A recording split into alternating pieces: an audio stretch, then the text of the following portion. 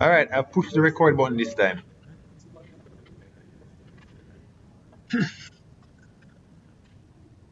All right, so let's do this thing. So the reference is there. You don't have to put your reference. I just use the references so I can show the character. Because remember, I initially had a drawing of the character before. Let me just show you that thing. So this stuff is there, right? That was the rough work because we had everything else hidden, right? So remember, we had the everything else hidden.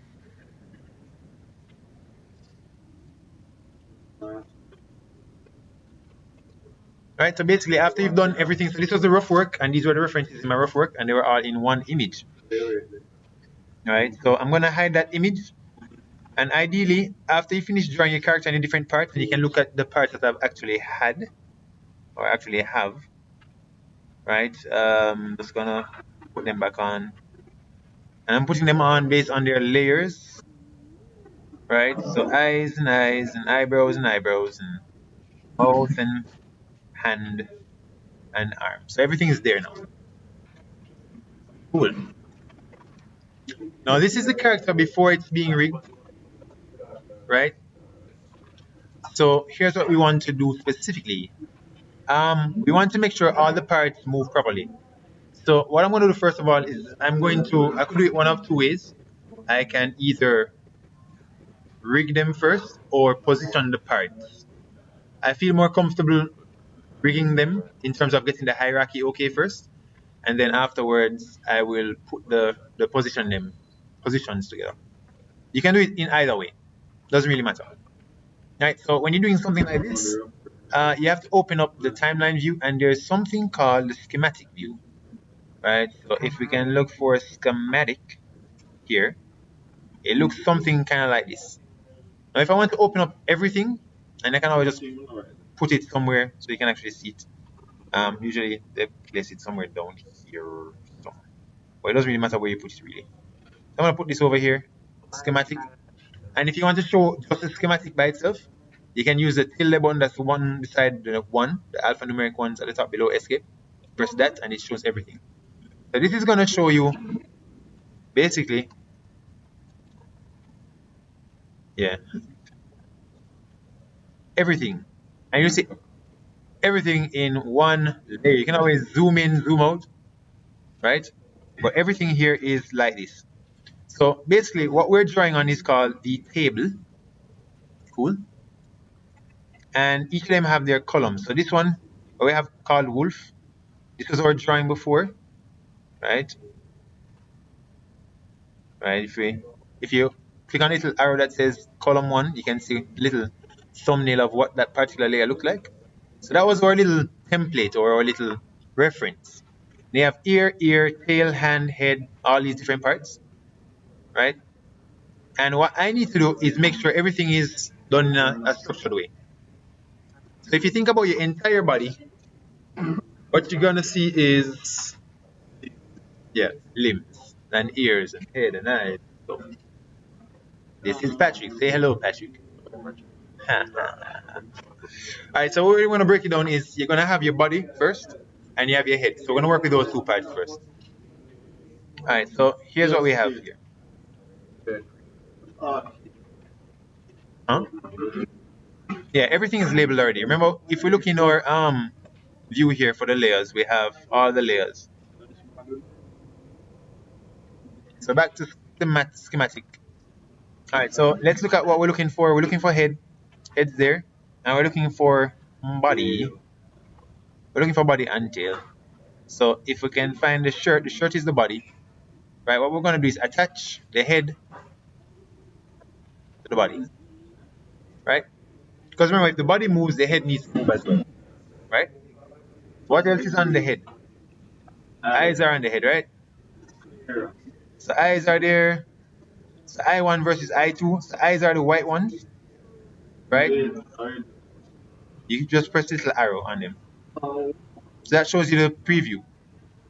What's on these? I1, map that onto Sclera 1. And Sclera 1 is just a dot. It is easy. Then you map this on to this one. Michael, you listening? This is not a half an hour job. Alright, so we have those. Sclera is there, sclera is there. Yeah, that's true. I should actually change those names. I'm gonna change those names afterwards. Right? Recording now. Yes.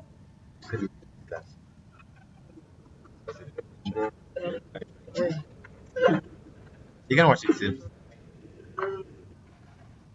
Continuing. Shirt connect the head. What means now we have legs. So we have leg 2, leg 1 connects to what? The shirt, right? Now here's what I'm gonna do. For the point of information, I'm actually not gonna connect the legs to the shirt. I'll tell you why. I'm gonna connect the arms to the shirt because the arms definitely going to move. But if I want the character to jump per se, I have to move both the legs and the body as well. I should connect the legs there, but there are some cases where leaving the legs separate gives me more flexibility in terms of using the character. But ideally, you do want to connect the legs. So for now, we'll just leave the legs off. Good idea. So I'll just do that for now. Just so we all have it clear that, legs do attach to the body. So arm is there. Arm 1. We have also arm 2. We have arm 2 and arm 1. So pull arm 1 to the shirt, right? Remember how those look, right? Then when arm 1 moves, then arm 2 is going to move. So it's all a matter of parenting, right? Parent-child relationship. If the parent moves, the child moves. Yeah, the child has to move. But the child can run off on its own. Yes, they are. The hand 2, reason why I call hand 2 is because, hand 2 works with hand 2, right? So I'm going to attach this to, hand maps the arm. So I don't want to get those mixed up. And sometimes I feel like I label them wrong.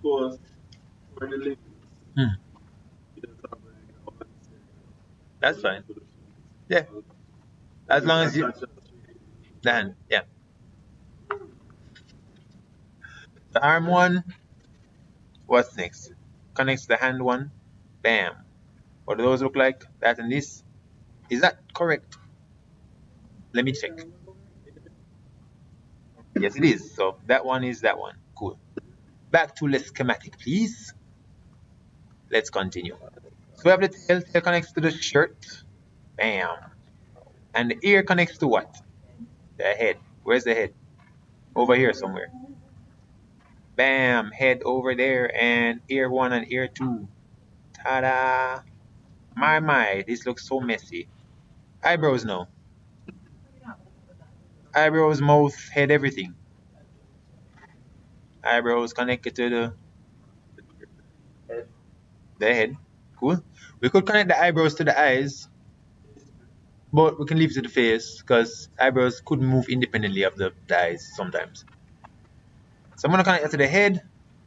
So the way you connect is basically you can have it in your head that, hey, I know how this is going to move. This is dependent on this, but this isn't dependent on that kind of a feel. And then you have the mouth. Mouth goes to the head. Ta-da!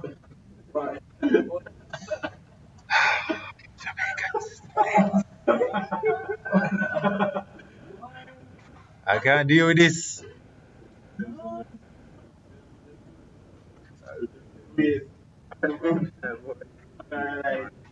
We also have a camera. So if in the case that your camera is going to be dependent on, for example, the character moving, let's say you have the character in the scene and you want the camera to follow the character. The base of the character is really just the shirt. So if you want to attach the camera to the shirt and have the camera move with the character, then yeah. Although from that, that's fine. So we have column 1, right? So that's what we have there. Ooh, I'm not printing anything. Right? What's next? Let us fix everything. Reorder nodes. So there's a little button here. Press that. Reorders everything for you. So now everything is a little bit more tidy and neat. Me? Probably not. Yeah. So this is good for me. You know, reorder them however you want to. You also have these two, which focuses on the current one, and you have maximize nodes for everything if you want to show everything. That's whatever is whatever. Cool. So that's what happens, and it looks like this timeline. Check. Now the thing is, you can reorder your pivot point based on using the animate tool here is a shortcut. So I'm gonna say that's how we restructure stuff. So I'm gonna stop the recording here and start another one. Make sense?